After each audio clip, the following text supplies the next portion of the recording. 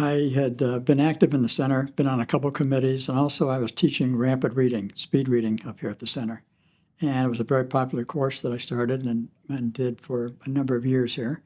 And they came to me and asked me to be on the board. And I was very honored to be asked to be on the board, and I wanted to meet with the executive director and really find out what that meant.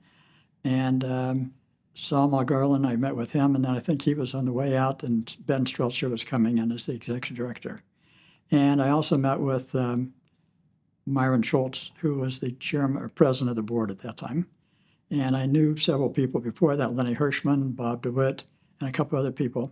My cousin, Jack Rieger, of blessed memory, had been president of the board back in 1948. I was honored to be asked to be on the board, and it was interesting. A lot of things had been predetermined what was going to happen, and the board was more of a rubber stamp, which I was a little bit disappointed in. I thought we could really discuss things and have some input into it. We eventually got more input as the executives changed and new people came in. And I thought that was exciting because we did help with a lot of new projects that were coming on. And so from 1979 to 1993, I was a board member. I was on probably 5 or 6 different committees at that time. And then I became vice president. And when I became vice president, I realized we were moving into the new building and there was a lack of membership. When we opened the building, we had several thousand people come through the first couple of weeks. We did not take a very aggressive approach on asking people to join right then. Take your paper home, fill it out, send it back. At the end of a month, we had a few hundred people who had joined. So I went to Ronnie Baker, who was now the president of the board, and to Dave Belzer, who was the executive director, and said, let me take over this committee. And they said, what are you going to do?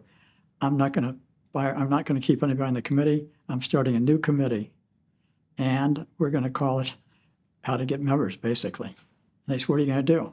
And I said, I'm going to invite like 6 people to the board, maybe 7 to this committee, and we will strategize how to bring in new members and fill this place within a year. How are you going to do that? I said, I'm going to have meetings on Tuesdays and Thursday night for the next 3 weeks. I'm inviting people like Bob Bernstein from Bernstein Rain, Skip Rain, Howie Boasberg, Art Katz, and a couple of people from business, I can't remember their names now, to help us figure out how to do this strategy, make a marketing campaign to do this. Also, Marion Scheer was on this committee because she was vice president of publicity and advertising and that area, public relations.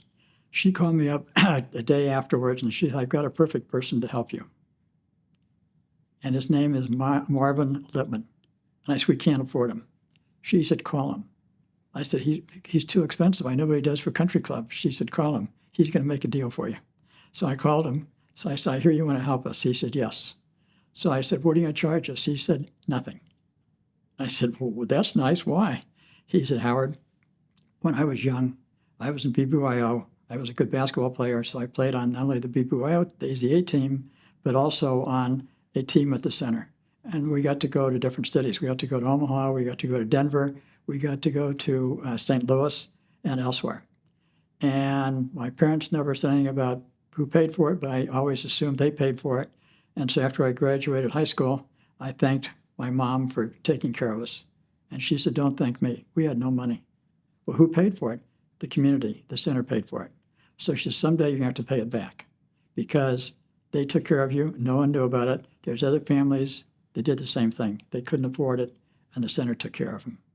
So he says, I'm going to pay it back. I said, wow, thank you so much. So he says, I said, are you going to do all this work and recruit all the people? He said, no, I've got a super salesman who works for me. His name is Sid Learbaum. And he's the guy, and the quote is, he can sell ice to the Eskimos. And so I met him. I was very impressed. So took it to the board, and they loved the idea of having a free person to do this. All he wanted was an office at the center, and he was going to help everything. And we had, at that time, every department was using different color paper to print things on. So he coordinated that. He helped do a better job of making it look professional instead of amateurish. And he was just all over the center and all over the J at that time, really working hard on bringing things together to make it more cohesive. And he also worked on press releases for us, and he did all sorts of things. He helped Sandy Zorlinski, who was our director of publicity at that time, public relations. And it worked out great. So Sid was here early in the morning to late at night. So I said, why do you come in here early in the morning? I said, we don't have any new people coming into the building. He said, no, we got members. I said, if they're already a member, what are you doing? He said, I walk with them, I run with them, work out with them, swim with them.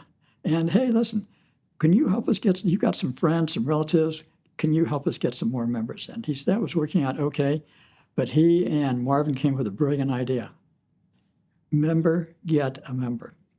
If you get a member, they get 1 month free because they're coming in, but also you get 1 month free. And that just took off unbelievably. We had a lot of people then wanting that extra month. We had some people that got 4 and 5 months free, but what difference did it make because they brought in members? And so we were short a lot of people at that time to be members. Fortunately, we started this in February of 1989 or 1990, I don't remember.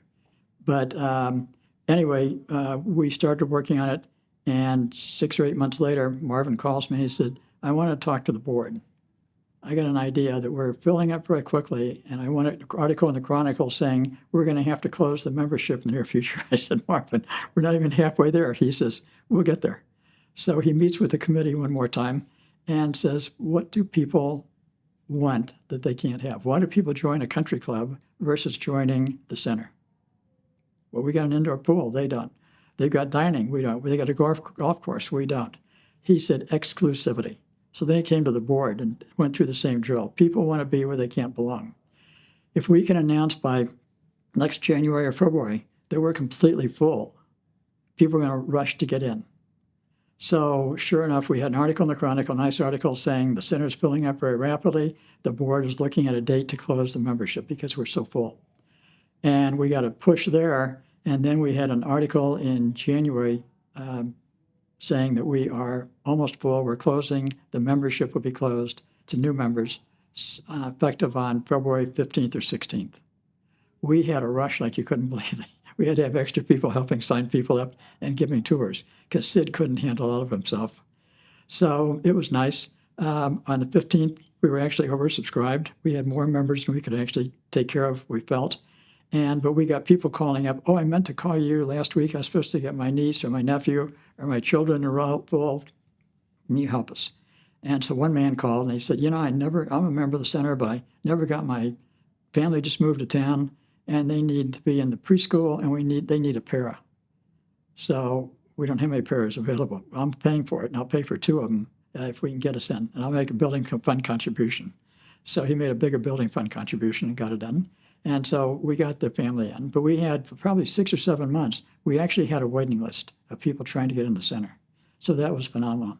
So as fate would have it, the person in front of me who was supposed to be president had to drop out for business reasons. He said, I'm too busy with what I'm doing. I'm traveling a lot. I can't do it. So in 1993, I was asked if I wanted to become president of the board. And I said, sure, I'd be happy to do it. And it was actually supposed to happen in 1992. And we were going to meet with Dave Belzer to talk about who I would have for officers if I wanted any new people coming on the board. And we were going to meet the day after Labor Day. And unfortunately, he passed away that morning. Stan Weiner, blessed memory, who was president of the board, called me and he said, have you heard about Dave? And I said, no. He said, he just passed away a couple hours ago. Very shocking. So, because I knew he'd been in Omaha visiting his family. So, the good trip that he had, then he came back and passed away that morning.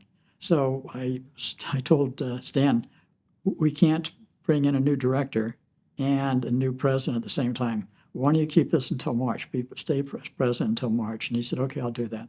But you're going to be in every meeting with me. I said, that's fine. I'd like to do that. So, we did it. We interviewed a lot of people, including Ellen Court.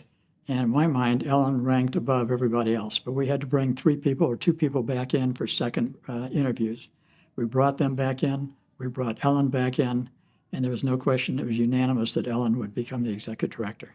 So she got installed the same time I got installed. She was installed as executive director, and I was installed as president of the center. And we worked very well together. It was a very exciting time because I'm an activist.